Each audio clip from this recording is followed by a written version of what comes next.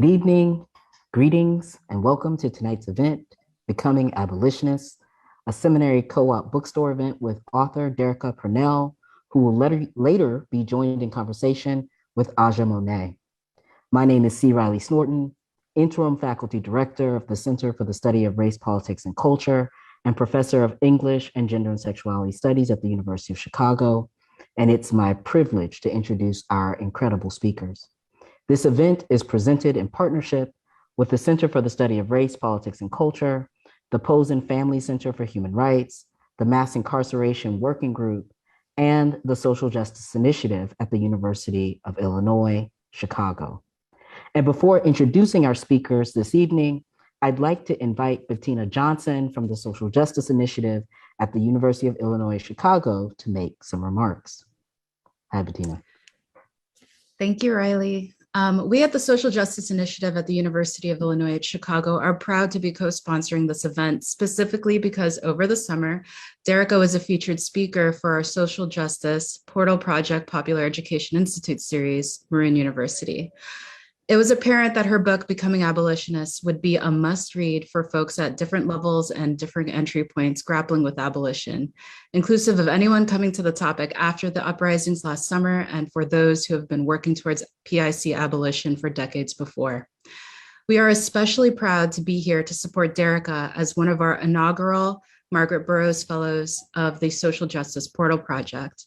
The Portal Project, which launched this past spring, is a movement-centered collaborative think tank mobilizing scholars, activists, and artists to share, debate, and map visions for transformative change. If you'd like to learn more about the Social Justice Initiative and the Portal Project, please visit our new digital hub at sjiportalproject.com. Thank you, everyone. Congratulations, Derecka, on your book. And thank you, Aja, Riley, Seminary Co-op, and all the other co-sponsors for making tonight possible. Thanks so much, Bettina. So in addition to being an inaugural Margaret Burroughs Fellow, Derecka Purnell is a lawyer, writer, organizer, and author of the recently released and critically acclaimed Becoming Abolitionists, Police, Protests, and the Pursuit of Freedom. In Becoming Abolitionists, Purnell draws from her experiences as a lawyer, writer, and organizer, detailing how multiracial social movements rooted in rebellion, risk-taking, and revolutionary love pushed her and a generation of activists toward abolition. The book travels across geography and time, sharing lessons from activism from Ferguson to South Africa and from Reconstruction to contemporary protests against police shootings. Becoming Abolitionists shows that abolition is not solely about getting rid of police, but a commitment to create and support different answers to the problem of harm in society, and most excitingly, an opportunity to reduce and eliminate harm in the first place. Described by Robin D.G. Kelley as, quote, one of the most perceptive and passionate thinkers of any generation, Derecka Purnell works to end police and prison violence by providing legal assistance, research, and trainings in community-based organizations through an abolitionist framework. Her advocacy efforts have led to the dismissal of over 3,000 cases based on unconstitutional policing practices. Additionally, she supports several campaigns and grassroots organizations around criminal legal system, electoral justice, and community investment, including Action St. Louis, Dream Defenders, Communities Against Police Crimes and Repression, the Ferguson Collaborative, and the Movement for Black Lives. Derecka also organized the founding steering committee for Law for Black Lives, a growing network of 5,000 law students, lawyers, and legal workers to support social movements. In the wake of the coronavirus pandemic, Derecka co-created the COVID-19 Policing Project at the Community Resource Hub for Safety Accountability. The project tracks police arrests, harassment, citations, and other enforcement through public health orders related to the pandemic. Derecka received her JD from Harvard Law School, her BA from the University of Missouri, Kansas City, and studied public policy and economics at the University of California, Berkeley as a public policy and international affairs law fellow. Her writing has been published in the New York Times, The Atlantic, The Guardian, Cosmopolitan, Harper's Bazaar, and Teen Vogue, to name a few. And she's been on NPR, Democracy Now!, Slate, What's Next, and MSNBC. She's the former editor-in-chief of the Harvard Journal of African American Public Policy and has lectured, studied, and strategized around social movements across the US, the Netherlands, Belgium, South Africa, the UK, and Australia. She's from St. Louis, so pretty nearby to us here in Chicago, and currently lives in DC. Her interlocutor, Aja Monet, is a surrealist blues poet, storyteller, and organizer born and raised in Brooklyn, New York. She won the legendary New Eurekan Poets Cafe Grand Slam Poetry Award title in 2007. And Aja Monet follows in the long legacy and tradition of poets participating and assembling in social movements. Her first full collection of poems is titled My Mother Was a Freedom Fighter. Her poems explore gender, race, migration, and spirituality. In 2018, she was nominated for an NAACP Literary Award for Poetry, and in 2019 was awarded the Marjorie Stoneman Douglas Award for Poetry for her cultural organizing work in South Florida. Aja Monet co-founded a political home for artists and organizers called Smoke Signal Studio. She facilitates Voices, Poetry for the People, a workshop and collective in collaboration with Community Justice Project and Dream Defenders. She's currently working on her next full collection of poems entitled Florida Water. Aja Monet also serves as a new artistic creative director for V-Day, a global movement to end violence against all women and girls. Please join me in welcoming this evening's speakers as I turn it over to them. Thank you so much for having us. Welcome everyone who's tuning in and listening to us. I am so excited to be here to have the honor of speaking with my dear friend and comrade, Derecka Purnell, about this incredible book, Becoming Abolitionists, okay? I think that this is, it's clear that this is a labor of love. As someone who is the honor of calling you a friend, I have been able to, I've been privy to kind of the process, the writing process that goes into writing this book. And I know that, I was thinking about ways that I could probably ask some questions that might not be typical of other folks who you'd be in discussion with that are very maybe heavy on the politics of what you're saying. But I wanted to go into a little bit about the creative process for you as a writer, because I think that, we think of one of the things that often happens in our movements is there's this separation, I think, from the way that art and literacy plays a role in our organizing and our strategies for liberation. And so as someone who had to spend and devote time as a mother, as a partner, as an organizer to writing, to creating the space to write this book, I wanted you to go into a little bit about what was that process like for you, and how do you see now as someone who's written a full book? It's a really huge accomplishment. How do you see, did the process of writing transform in any way the role that you see of literacy in our movements and organizing around what you were writing in this time? Wow. Well, first of all, thank you so much. Before we were friends, I was a fan. So the idea that I get to sit here and be in conversation with you is just like, I can't even handle it. Honestly, I'm really excited. I tweeted this, I guess, a few months ago, like Aja is my favorite person to argue with, because if there's something popping off in the world and I'm like, hey, this is happening, you like, I see it like this. And then we would go back and forth. And then we'd be like, you know what? I see what you're saying. And then we get off the phone and I feel good. That's like a very beautiful thing, a very special thing. There is the cliche iron sharpens iron, but we do so much more than sharpen each other. And I'm grateful for our friendship. Thank you to the Portal Project family, SJI. Shout out to Barbara Ransby. Shout out to University of Illinois, Chicago. Shout out to Chicago as a city. Right now? Thank you so much for hosting me, Seminary Co-op. Thank you for the introduction. Wow. Where do I even start? Okay, the writing process. Writing this book was very, very hard. It was very hard. One, because there was a pandemic and I didn't plan to write this book when I wrote this book. It wasn't as if I had some like grand strategy on how to write a book. I really didn't know a lot of what I was doing. What I did know is that I had hoped of going into a PhD program to learn more before I could write a book. And that's when I was talking to Robin, I was talking to Kianga. I had a conversation in 2017 with Ruth Wilson Gilmore and Beth Ritchie. And I said, hey, I have all these ideas about abolition, but I want to know more about violence. I have all these questions. And Robin and Kianga were two people who said, you know, you don't need to go study for 10 years to write about our liberation movement right now. No, look at our tradition of like writers and thinkers and organizers. They were constantly producing political content, artistic content, trying to experiment with our politics, trying to evangelize the masses, to steal a phrase from one of my friends in South Africa. They were trying to figure out, how do we make sure that our ideas are reaching people who can join our fight? And how can we learn from those people who were invited in as well?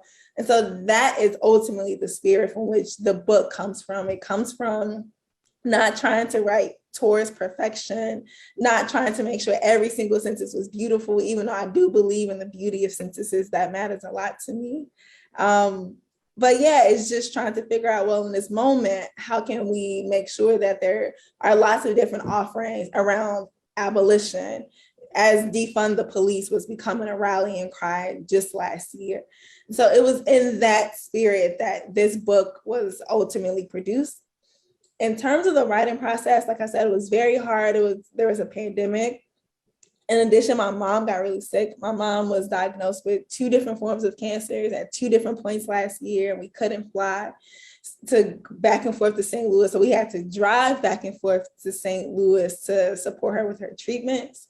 And then I had this really, really exciting idea that I get to announce very soon about a project that I want to work on. And so I left my position and I was like, I'm going to do this project. And then I had a conversation with Alessandra at Astra House. And then we used a bit of that time to figure out, okay, how can I start writing sentences? And so I had this incredible idea that I was going to write this book in 3 months. It's so funny now that I think about this timeline, because I talked to Darnell Moore, I had talked to all of these like writers, and they're like, you write fast, you will be good. Just like sit down and hammer it out. But you can't sit down and just hammer out a book. At least I couldn't, right? Not while parenting, not while going back and forth, not while trying to build these other projects that I was working on. And what I wrote from October to December was so bad. It was just bad. It was just some bad stuff. It was like it shouldn't even be called a draft. I was like, wow, I really thought I could get a book off in a few months. But what I learned in that time is how to pace myself, how to trust myself, how to go back and review things I had read. I felt my politics changing as I was writing the book. So there are things that I thought about abolition when I started writing the book that I started to reject, the more I started to put more and more of my thoughts onto paper. It was a lot of fun reading and rereading previous texts that I studied before, and now engaging with the ideas as an interlocutor and not just an observer of their ideas. And so that process, reading widely, going outside the field, asking why is there a field? What is the field for abolition? Right. So I think that process, what can I say? I mean, it made me feel like this book would never get finished. And even right now, I can't believe that the book is finished, that you're holding it. You got orange Post-it notes in this book, right? Because it felt like it will never get done. I said, all right, y'all, I'm about to move on. Y'all can just have this book. But I was still struggling to like finish writing because I'm a passionate writer. And if I don't feel moved to write something, then I can't get it down. So there were points where I was excited about writing about other things. I was excited to write about student debt and Fannie Lou Hamer, but I had to finish this book. And I was like, oh, like, okay, how do I, like, where do I get it from? And so I felt very lucky that I had people who I would talk to. I would call you, I would argue with you, I would complain to you about the title and the cover and, some synthesis, some arguments. I had a group of people, really, a community that really helped me down. And I think they became a therapy group. They became an ideas group. They became just a place where I can find support. And I think that it felt like we were practicing this journey together. Mina was a part of it, right?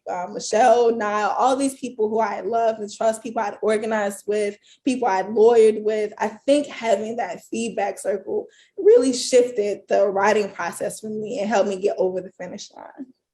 Thank you for sharing. I think what's powerful about what you're describing, and I hope that those who are listening are aware of, especially folks who are organizing in our movement, is that a book, though it may have a title and an author, is largely a compilation or a collaboration between the author and their community. And I think sometimes we see it's very easy for us to be like, this lift up the author, just like we lift up leaders, and forget that there is a community that makes the book possible. When you think about James Baldwin or Toni Morrison, or, I mean, people look at these authors, and I always think of like Kehinde Wiley, right? You see his painting and you say, wow, that's a beautiful painting. I could never make something like that, not knowing it took 50 people to create that one painting. And so sometimes that's the most interesting part for me, was also looking back at, you know, the credits and the different acknowledgments and the things that, you know, you pay homage to. And in your book, you actually make so many historical references of our past, but also of the current time and our legacy of organizing right now, and the things that we're doing currently that are showing us that abolition is possible. So I wanted to go into a little bit of one of my first questions, and the questions that come from just things that come up while I was reading. So it's very obvious that you frame your personal experiences is a huge part of how you enter this work, which I think is really wonderful, because a lot of times we think that you know, people are just poof, they just have the answers and they know what's going on and they know right from wrong. But what I think your book does is it gives everyone an entry point and an understanding that we used to call the police. We used to think police were supposed to be the folks that would protect us, right? When things were going on wrong, no one gave us or told us that there were other examples. However, something you show, even towards the end of the book, around the little boy that was in the street, you know, there have always been these things that we do naturally in our communities to try to protect our communities that we sometimes forget is a big part of just how we move, which is an abolitionist practice, right? So I think that your book does that wonderfully in some of the ways that you share the personal experiences that you had. One thing that I wanted to ask you about was that I think this was a part of your Atlantic article that is the intro, but at the end you say something of the first chapter that something around time, right? But if abolitions had waited to convince every single person that freedom was worth the pursuit, Black people might still be on the plantation. And this reminded me of the tweet that I love that you posted up, which is, change doesn't happen overnight is one of the biggest lies told to people fighting for progress. Bailouts come faster than stimulus checks. Bombs come faster than food. Arrests happen more quickly than releases. It's just a lie we cannot tolerate. I wanted to ask you, what role do you feel time plays in our pursuit of justice, abolition, freedom, equality, you know, our vision? Is time, in fact, real? There's this notion of waiting or not waiting, right? And I think that your book grapples with this. As you talk about becoming, I think of that word becoming, you know, Michelle Obama's becoming, you know, and then, you know, there's this credible writer, Nigerian writer, Bayo, who talks about sort of the unbecoming of the African approach to life, right? That somehow becoming seems to be this notion of capitalists' Western ideal that, like, we aren't already that thing, that we aren't already, that isn't already within us, or it's not already possible. I think your book kind of pushes along that. So I wanted to ask you, what is time to abolition, right? What is time to freedom movements? And what ways do you feel we can make the things that we want to see shift our relationship to time and the way we see time working out in our movement, our social movements? Wow, coming with the easy questions first. What is time? Sorry, Okay, these are questions I be having, and I'm like, juicy, let's go. Wow, what is time? The easiest way, at least for right now, because I haven't, to our movement, not just in general, but to our movement. Right, not just the waiting versus the non-waiting, patience versus urgency, you know. Yes, no, it's important.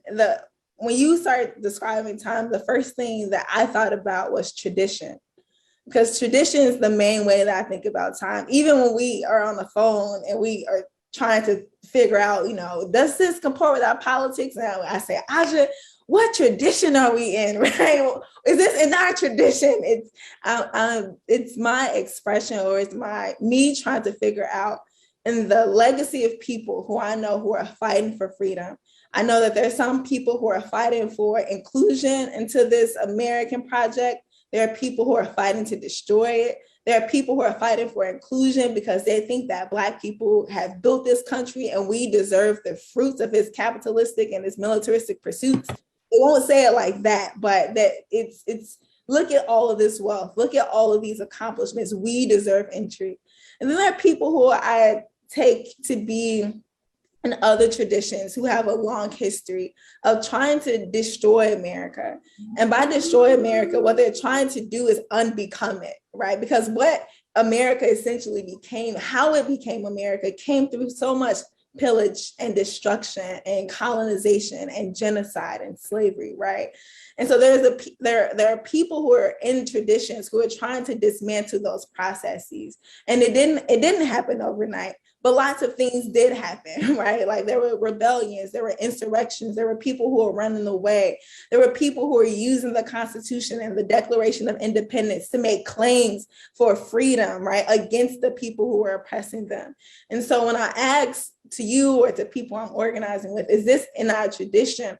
I'm trying to get a sense of how did they use time to make claims towards liberation, right? What did it take for them to build a movement over time? What did it take for them to study? So I think that time is a real thing, especially for people around abolition, especially for people who are curious about abolition, because one of the first questions, or one of the questions I get most consistently is when? When is this going to happen? Is abolition going to happen in my lifetime? Is it going to happen tomorrow? Are cops going to disappear overnight? Or we're talking about a project that's so far out that it's actually unrealistic to think of it as having a time metric sandwiched, between it. And so what I try to think is I love actually how Miriam Kaba talks about her life. She said, I'm but a speck. I'm just a speck in this broader conception of time. And while I'm just a speck in this fight, this is the work that I'm going to do here. And that tradition I really like a lot, because no, I don't think we're going to see the total abolition of the carceral state in my lifetime, probably not in my baby's lifetime either. But as I said towards the end of the book, if we don't start fighting, right? If we don't start fighting right now to make that possible, then we're going to potentially delay the liberation of the people ahead of us. And that I feel completely tethered to. I think that time is real. And so it's making, and people understand this in other contexts. I know people who are saving money, have baby bonds. They start, before they even think about having kids, they saving money because they want to be in a situation for a future that they cannot see. What's the line from Jay-Z and Beyonce? What song is that? Where she's like, my grandchildren. Oh, you're really about to reference that. I have to quote Beyonce because maybe it'll help some people listen. So she has this line, I can't remember the song, when she's like, my great grandchildren already rich. It's a bunch of Black children on your Forbes list, whatever that line is. So people understand that we have to do stuff now to prepare for the future that is certain or uncertain. And that's also true about liberation. If we want people to get free, we have to start preparing for that liberation right now. Yeah, I think the future is certain in the now. I think that what you're saying is kind of what I was hoping to get at, which is, I think that the assumption is that it's this far away thing, but we have to realize that, the time is present. It's now, it's always now. And so I think as you focus on the now and what we can show up with in the now, then we'll eventually get to the place we want to be.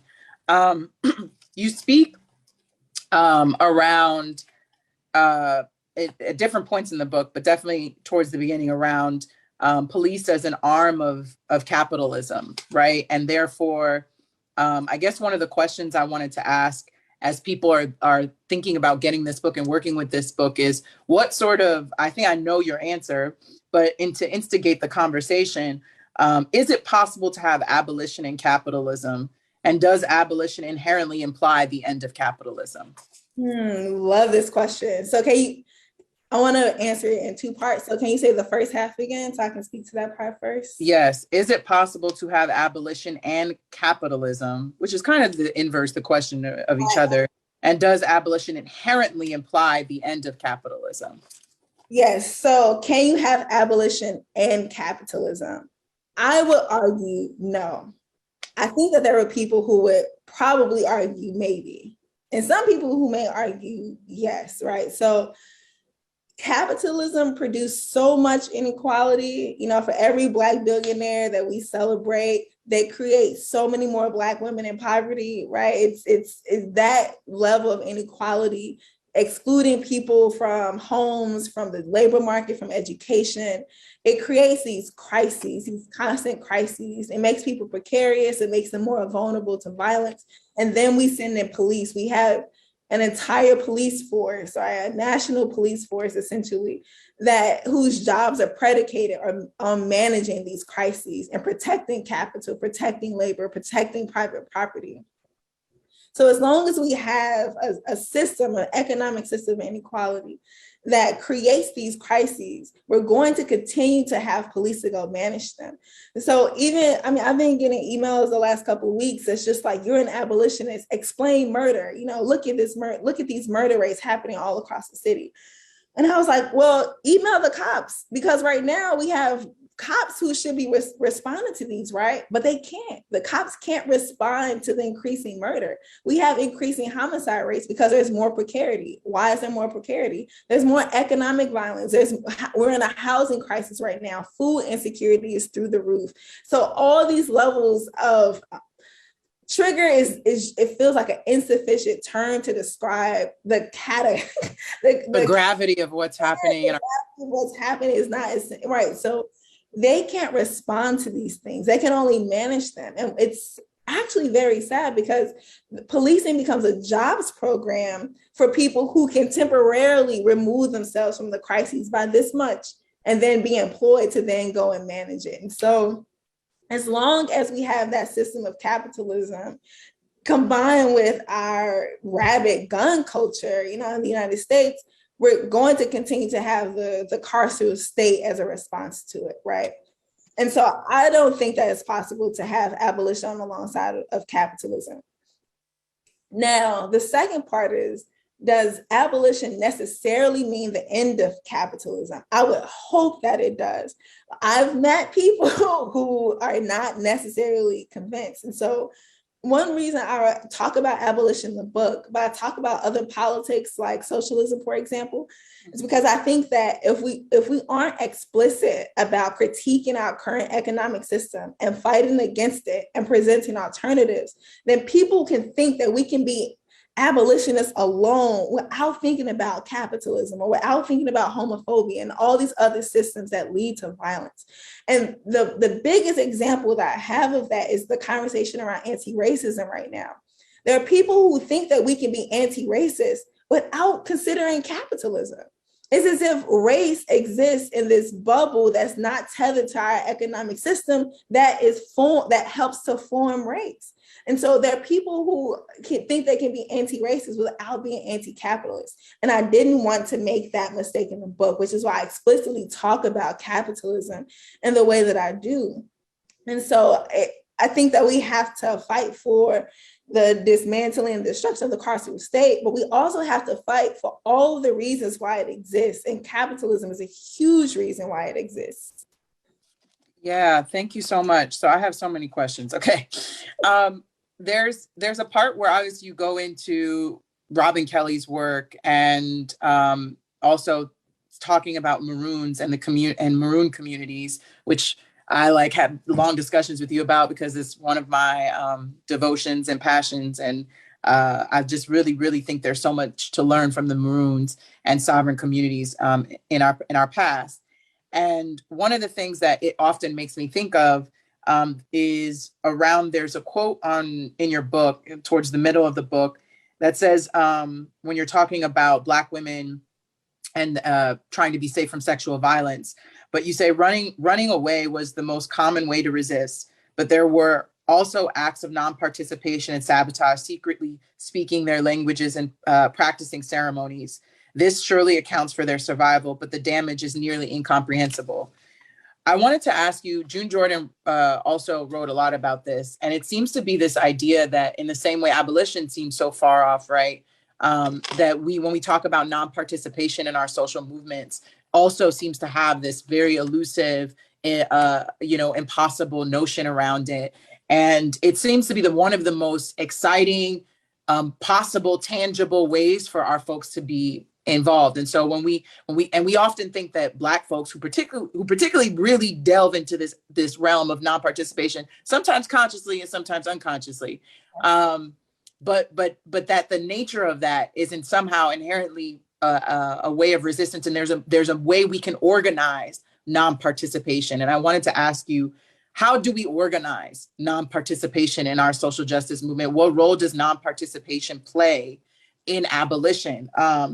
Because I think that not engaging is part of the abolition practice. And I don't know that that's something that we talk enough about in our movements as we try to engage more and more in voting, elections, and, local elections and things like this. Like, what are the ways that, not just in terms of elections, but banking and rent, housing, that within the healthcare system, even within this current moment around this vaccination process, what are the ways that folks can organize around non-participation, and how can we start to have that conversation in the same vein of abolition?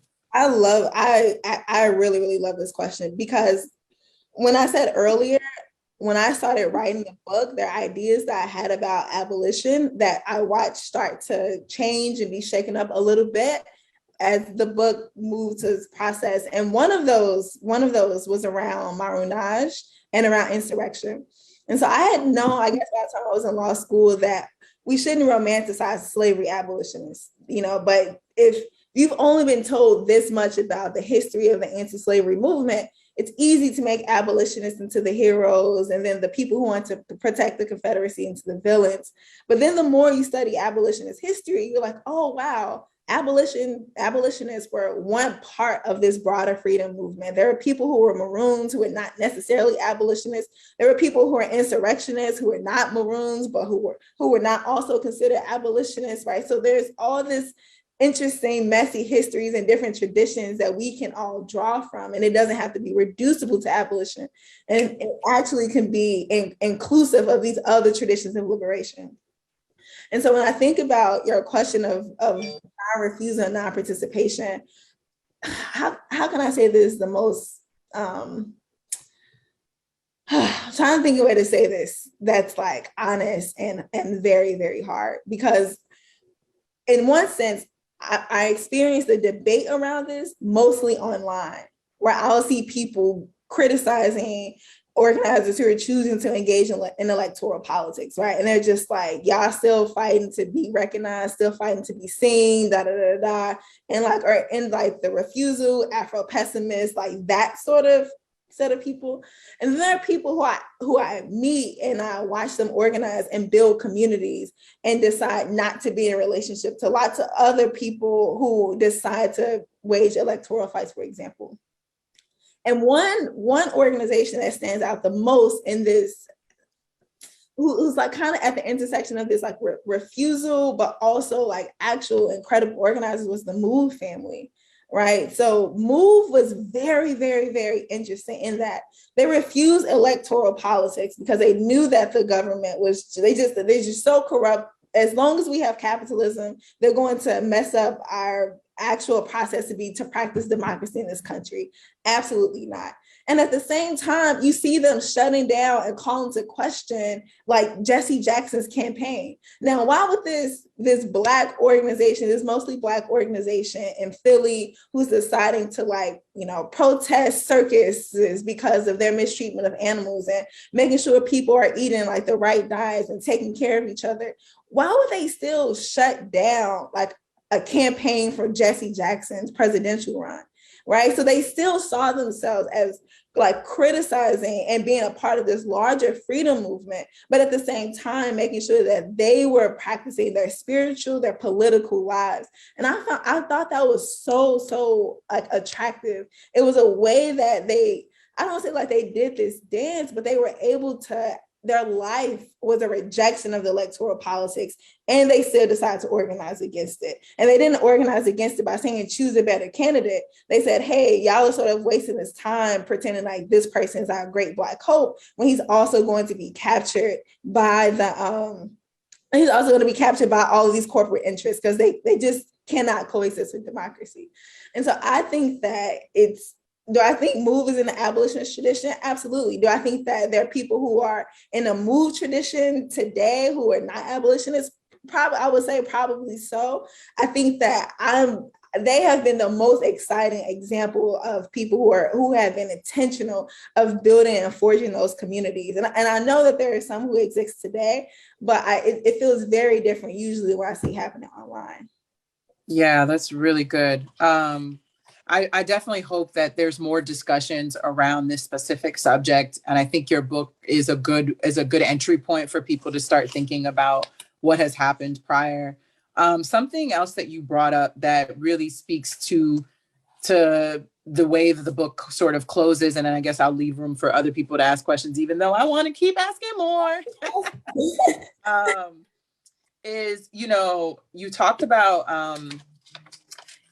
around right after the part around, you talk about Belinda Hall and how you started to think about love in abolition, and never before had, you say never before had I read about love and abolition that way.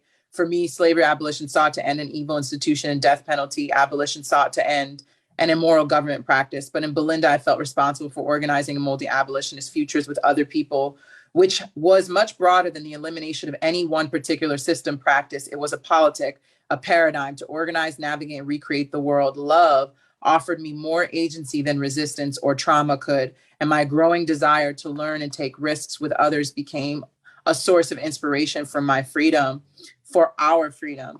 I really loved this part. I'm a sucker for love, and I think most abolitionists are, I would hope.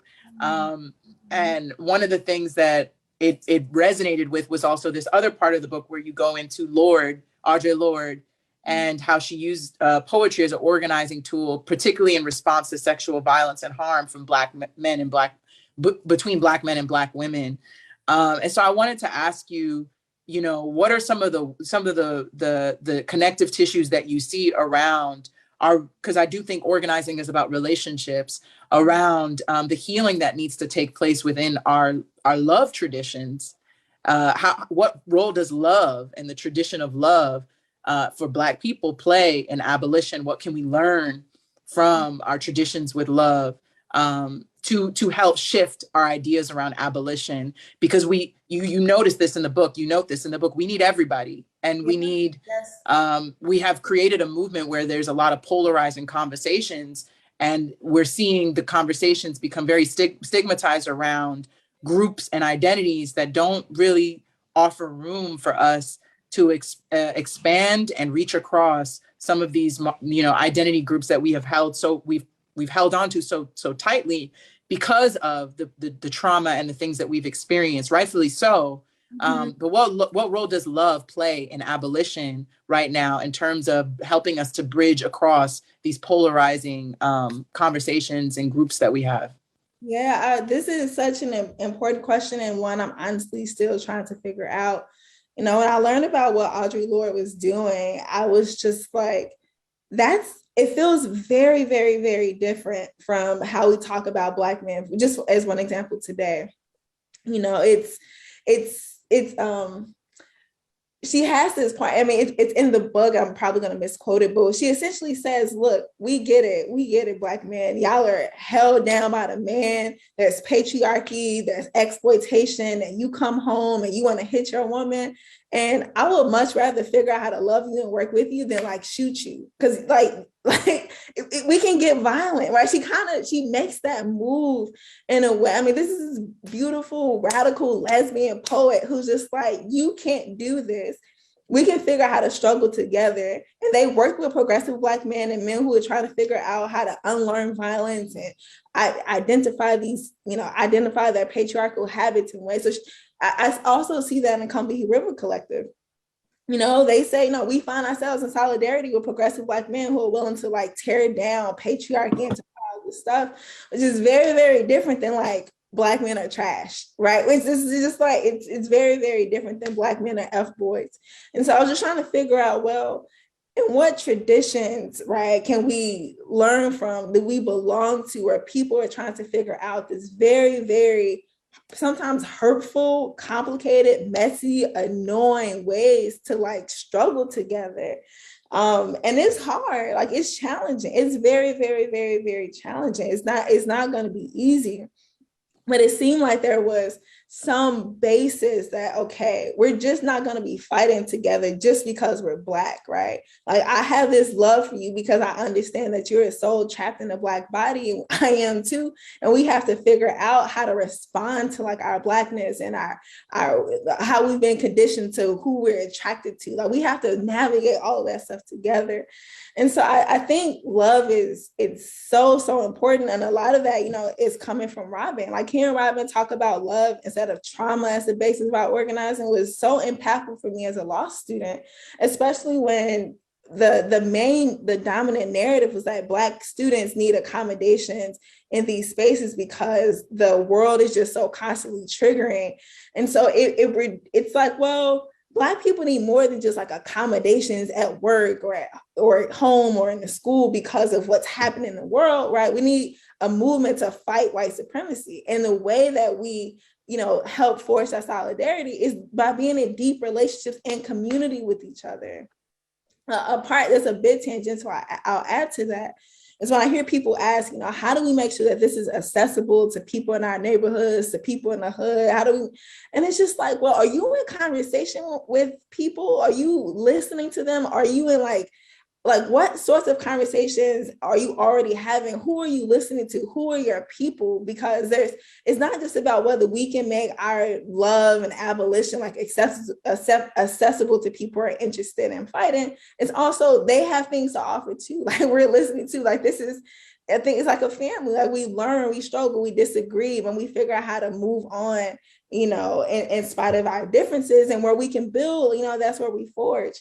And so that, I think that the love coming from Robin, coming from these traditions of radical Black women, especially radical Black lesbians who are writing and organizing in the 60s and 70s, I think there's just so much to borrow from them, right? And I learned this a lot from you too. It's just, I remember we had a conversation, I hope you don't mind me sharing this.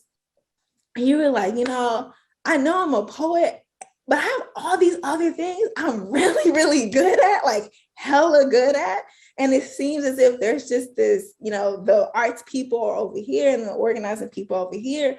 But what Audre Lorde was able to do was bring that all together in her work, right? She was able to showcase that love through her work and through her organizing, which I see that's the work you're trying to do as well, and that you do so wonderfully and so incredibly in Miami, and now literally across the world with V. And so it's like, if we aren't able to pull that love ethic through, then what's going to be the thing that holds us together? Like what's going to be the glue? Yeah, I think that love ethic, even not just between us as Black people, but us and other folks, white folks, indigenous community. I mean, the solidarity work that's necessary, the international solidarity work that's necessary for abolition to take hold, I think is a big part of that love ethic. And I just really admire the way that you bring South Africa, and you've always just in your work talked about, the ways that we need to look to other examples, other places for examples of how to fight and how to resist, but also how to love each other and how to hold space for one another. There was, I'll end here before we get into the next few questions, but something that really touched me is obviously towards the end of the book. I had this interesting thought around the right to refuse. You say something about Deborah Danner's essay, and you say Deborah Danner's essay is so powerful and revelatory about the US. She indicts the society that refuses to meet the unique needs of everyone, including people with mental illness who deserve housing, employment, relationships they desire, and the right to refuse confinement in prisons, hospitals, and elderly facilities. And this is something that I thought just like popped a new idea into my head, or just like, not even just a new idea, but made it possible, which is what I love that's so exciting about this book, is why abolition also starts in the mind, you know, and there's this notion of, there's a spiritual undercurrent. There are the politics and the rhetoric and the intellectual ideas that we talk about, but there's also the things in us that's like, this feels wrong. This feels not like the way to do things. And I think we don't listen to that enough as a way to inform our politics, as a way to inform what we see and what we want to see in the world. And I think Audre Lorde talks a lot about this, is, you know, feelings and what the use of feelings do in June Jordan, all these incredible writers of that time. And something that came up was, what alternatives are we creating that we give people who are under scrutiny or punishment for how to have some sort of agency in their punishment, you know, even still, like in the retribution, or in the restoration, or the resolution, which is what's so powerful about restorative justice, is that giving people responsibility and saying, okay, then, you know, the right to refuse a confinement to a prison, just that sentence alone, the way you said that, the right to refuse, you know, a hospital or elderly facility, like that, those are things that we punish people for. You know, I've seen my cousin go through a mental health battle and want to refuse being brought into the hospital. And rather than have real care around that refusal, there's force. And force is usually the way that we respond to resistance to our ways of doing things. That if you don't do it our way, then the only way to respond is force. And in some ways, I think in my mind, I've been indoctrinated to believe, well, that's supposed to be right? Like, if you're the problem and you're the issue, and you don't want to, you know, resolve the problem the way I think you should resolve the problem, then we're gonna have to force you to deal with it the way that we want to. And I think a big question that you bring up in this book for me was like, I don't know if you intended that, but like the idea of force, you know, what is the dance that we play with each other and how we relate to each other? When do we flow with people and understand how to serve people and be of service? And when do we, you know, press against our will against people, which is power, right? How do we enforce our will for the things that we want to see for the larger collective good? And I guess I wanted to end there with just, you know, what do you see, or have you struggled with that question? Because I'm sure you have struggled with that question. Yes, I mean, well, I guess this book is a struggle with that question. Yes, the book is a struggle with the question, and an invitation to struggle with other people with that question. You know, I've gotten messages from people who say, you know, this person harmed me this way. I can never imagine like going through some accountability process with this person. They need to be in a cage. Or even before today, I found out like more than $1,000. I was like defrauded from my credit cards. I'm like panicking before this event. And I was like, ooh, gosh, like, I don't want this person to go to jail, but I don't want them to steal money from me. It's messed up, right? It's so messed up. Even when I had COVID last year, you know, somebody stole my bike for my birthday gift, like my birthday gift. And it's just like, no, I don't want that person like in jail. If you are taking a bike out of someone's car in the middle of the night, I mean, you probably in an economic position where you already exploited, right? So it's just like, yeah, I don't want that person to go to jail. Or my kid does something, you know, bad. We do have a conversation about what their accountability is. And we say, hey, you know, what do you think is fair for like what just happened, right? You just took this toy from your brother. Like, what do you think should happen? And we talk about that. And what's so unfortunate, especially in our criminal legal system, is that agency, right? That agency, the people who have the power to negotiate their liberation, the people who have money, like the people who have money, you know, the people who can afford appeals. When you have courts who refuse to even review DNA evidence that may relieve someone of a death row sentence, right? And so it's so unfortunate that we have all of these so-called rights, and the more I lawyer, the more I realize this, that just have just no real meaning like in the world. So yeah, I have to grapple with what accountability looks like and why accountability is different than punishment. Knowing how right now we have a very cheap and violent way to address some punishment in society, not even all of it, very, very, very, very few. And so we have to ask ourselves, are we going to be committed to actual accountability to reduce harm, to reduce unnecessary suffering in this world? Or are we going to keep putting people in positions where they're only going to be harmed additionally by police and by prison staff once they get out of jail, experience this more discrimination that leads to more violence, right? And so even with Black women, I get a question all the time, Black women are so vulnerable to this violence, abolition is gonna hurt them. And it's like, well, when Black men go to prison and they leave prison, guess who they end up back in the home with? Black women, right? And so if we want to figure out how to make sure that people have dignity and agency, we have to undermine the root causes of their harm and violence in the first place. And the police and the prisons, they just can't do that. Yeah. Thank you so much. Yes, thank you. One of the questions someone has is, when we talk about abolition and how it cannot exist fully in step with capitalism, how can we face the reality that dismantling the dominant economic systems, however liberating, will still create chaos and resource wars? Sometimes abolition feels romanticized and that it will happen seamlessly, but I'm struggling with staying rooted in what it will take.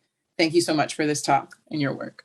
Yes, love that. It's what I kind of said that earlier, that even with slavery abolition, I had to, over years, like, oh yeah, there wasn't this romantic idea of like abolition. Like people had to fight. There was a war that happened ultimately. There were amendments that had to be added to the Constitution, right? Our entire economic system had to change from a slave economy to a wage slave economy that we're still fighting against rather. And so I don't think abolition is going to happen seamlessly. We know it's not happening seamlessly. If you read any headline for any major paper, what they say, police are getting defunded and that's why crime is up, which is just not only just wrong, it's bad journalism. It's just not even true. So I don't think that abolition will happen seamlessly at all. I think that it's a fight that we're going to have to take that's going to be small and big. On the small scale, we have to be intentional in having conversations with people in our families, people at our workplace, our places of worship, our school. We have to be in intentional conversation. We have to join organizations. We have to fight campaigns at the state, local level, at the federal level. We have to engage literally with so many different facets. And for people who choose to resist by building and forging maroon communities, I think that's a viable option too. So I don't think it's going to happen seamlessly. I think it's going to take a lot of struggle, but I think that struggle is going to alleviate the fight that people are going to have to take later. How do you practice becoming abolitionist as a parent and teaching this process to your children? Oh, wow. Every day I try to figure that out. Which is great because there's some references to this in your book, but go on. Yes, there are references. I talk about my children, I don't know if a lot in the book, but at least a few times. Yeah. A few times I talk about. I love the part about the nail salon and would you send, yeah. And you were like, it's capitalism can have a man do nails, but not get his nails done. Yeah, it's so arbitrary. I need to call you because Juice read that section yesterday and he didn't know why the nail tech tried to refuse his nails from being polished until yesterday. And he said he did that because I was a boy. Like he didn't. So we literally just had that conversation yesterday. Wow. So I think practice becoming abolitionist as a parent. Since my kids have been born, I have Juice is 7, Garvey will be 5 in 7 days.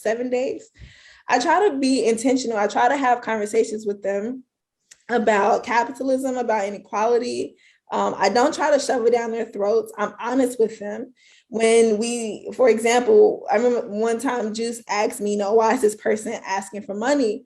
And that led into a conversation on exploitation. And so now the way that we talk about capitalism, he understands that, oh yeah, there are people who steal money from workers. And if they pay workers, more money, then more people will have less. And then we will have more. And then we had to go from that conversation to, well, shouldn't all the workers just, take turns and share the money that they get from selling things together, right? This is our conversation into socialism. And so with abolition, it's similar. I ask him, in movies, when we watch a movie, why is this person going to jail? Right? Why is this person going to jail? Well, it's usually a poor person who's trying to steal something from someone who's rich. The rich villains in like movies, whatever. So we use pop culture, we read things, right? We try to think about, well, how is the world currently configured? And when they ask questions, I just try to explain very simply to them, like, these people have power. Like, when was this? When Space Jam came out, he asked me if there was such thing as Black capitalists. And I was like, yes, there are Black capitalists. There are Black people who, own like companies, and they pay their workers like, way less than they pay themselves. And so then we had this whole conversation about Black capitalists, because he thought that capitalists were only white. And I was like, oh yeah, because we haven't had a conversation about it. And so, I just try to be honest. There's more, I think, in the book. I'll figure out how to answer that question more succinctly, because now I'm just overwhelmed with so many different examples. But please, if you have questions about parenting, you want to talk about it, just email me. You can just Google my email. It should be everywhere now. And then there's this last question, I guess, that's, where do abolition, you can read it, sorry, I'm like doing a job. Do your thing. No, where do abolition and decolonization intersect in your mind, and what movement strategies are you monitoring? Wow. Chapter 3 and chapter 4. Yeah, I'm like, yeah, you gotta read chapter 3 and chapter 4, because chapter 4 especially is where I started learning about decolonization and abolition in a particular way at the same time. And I was concerned that these movements did not intersect. And so I actually have a whole section on decolonization and abolition. And essentially is that I don't know if we need everyone to identify like as an abolitionist. I think it's more exciting to have lots of people who are committed to revolutionary paradigms, period. And that can include decolonization, that can include abolition. I think that if we look at policing in other countries, for example, there may not be a movement to like abolish the police in South Africa, but there are decolonization movements, right? And we know that police are in South Africa primarily because of colonization and apartheid. And so we can get to abolitionist aims through fighting for decolonization, right? Removing and uprooting colonial legacies that lead to so much violence and exploitation today. So I think there is a lot of intersection, and I talk about the movement strategies between those two in chapter 3 and chapter 4. Yes. Okay. That's a great way to end. She said, go to get the book and check out chapter 3 and chapter 4. Okay. I had a question for you, and but I guess maybe I'll leave this and you can kind of tweet it or energetically close out with some final words. But I wonder, what is it? It's been an incredible, transformative, sad, stifling, just a lot has happened in the last year. But I think a lot of people think of this moment where now we have abolition on the tongues and mouths of everyone, as well as defund the police. And, someone like Obama who says they need to change their slogan. I don't think it's inclusive enough, but we see that it's conjuring in the popular conversation new ideas and new imagination of what's possible for the average American, citizen or, person. So I think that what's exciting is that a book like this can come out, and that there's support and attraction, and it's an idea, and it's a conversation that's on the tongues and in the hearts and minds of people everywhere. And so I hope that the success and the support for this book is a reflection of that energy and that vibrant, I think, need that people have to struggle with one another for this other world that awaits us. And I'm wondering, what does that feel like, to be putting out a book about abolition in this time, and know that it is way more received now than it probably would have been when, Angela Davis first was bringing up abolition, or that we stand on the shoulder, going back to tradition, we stand on the shoulders of those who have struggled with this conversation and with this fight for a very, very, very long time. So we do not take that lightly. And as we start to close out and give homage to this incredible book, I want to thank the Social Justice Initiative for hosting and facilitating this, Barbara Ransby, and the incredible revolutionary work she has done at UIC. At the end of the book, Derecka Purnell talks about the different visions that she has and dreams of the future, the abolitionist future that it awaits us. And one of the things I love is this notion of, we would laugh about the days of the big pharmaceutical companies that drove up the cost of medicines that were in demand. And we'd mourn the people we lost because they could not afford the insulin that the clinics now kept for distribution on the shelves. Especially now, that statement feels so strong and so stirring in a time where we're thinking about how there's medical warfare, right? And the ways in which the pandemic that is poverty is very much tied to the pandemic that is COVID, and I think that I look forward to the day that we look back and laugh at the ridiculousness, the absurdity, right, of this time. I look forward to the day that we laugh war out the room, as Maya Angelou said, right? That we have the green teams that you talked about, that we have some of these other committees, these Safe Outside the System collectives, right? The AMC, the Art Mediation and Conflict Resolution Center, right? I look forward to the days that we create the very things that you are helping us imagine and envision in the closing chapter of this book. And so I want to say thank you, Derecka. I know that it is on our tongues, it's on our hearts, it's in our minds, it's on our fingertips. And every step that we take towards this future, it's more and more possible, it's more and more real, and it's more and more possible, more and more real, because people like you take time to push us and probe us into that direction. So I love you. I'm so honored to be in conversation with you. I'm honored to be in struggle with you. Everyone, please, this book, sit with it, organize with it. The book is only going to be as powerful as our use of it. And I pray that you find gems in here to help organize folks who are on the edge or don't have an understanding of what abolition looks like, and to know that Derecka offers us real personal stories of what her struggle was into this idea and into even thinking, oh, abolition, how, why, when, all these questions are things she struggles with us. So she's not preaching to us, she's struggling with us in this book, and I'm so grateful for it. Now I will end. Derecka, do you have any closing words that you want to share with all of us? Wow, that was just so beautiful. Aja, thank you so much. Like I said, I am a fan, and now I get to be a friend and a sister. And so thank you so much.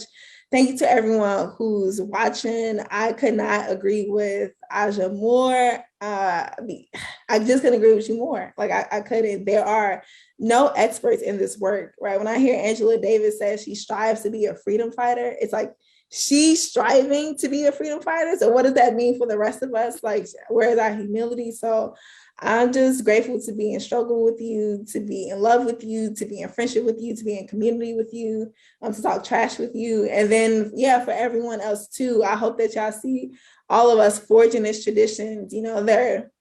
There's no roadmap. We make it. We make the road. We make the road. Yes. Thank you so much, everyone. I think that's it. We want to close out. I want to thank everyone who helped make this possible.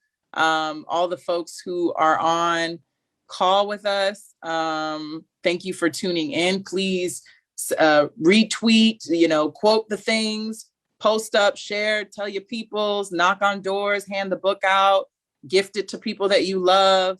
There's so much that we need, and word of mouth still goes a long way. Absolutely. I believe in word of mouth far more than clicking on, dots and likes and all that stuff. So let's be very, very clear. I am not the quote person for "We Make the Road." That is Indigenous Resistance Zapatistas, is not me. Do not attribute that quote to me. Oh my gosh, it's so scary. No, that's not me. I wish